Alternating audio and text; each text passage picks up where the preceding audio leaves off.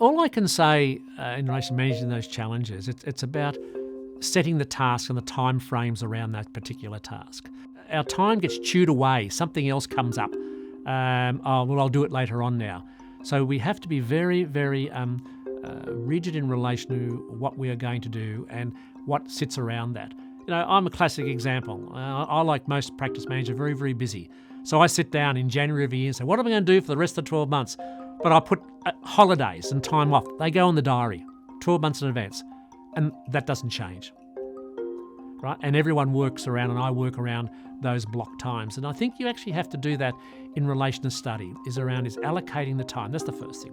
The second thing is reading the course material. That is the next thing you need to do, is understand the material.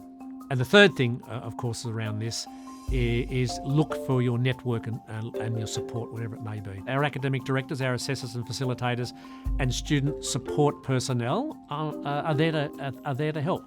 Students do a lot of work on the weekends, and I'll assess over the weekends. I'll take phone calls over the weekends because I know what their life is like.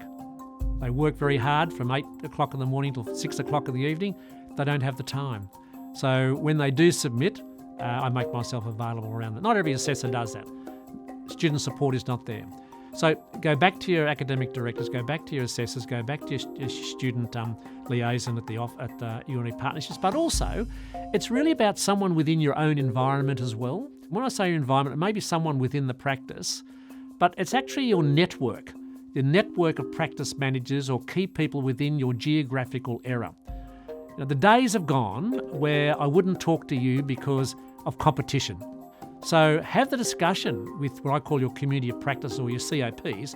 Get your local networks together and form it yourself, so you know that there is support there for you. Now, they may or may not be doing the course, but they still bring a knowledge that will assist you as well.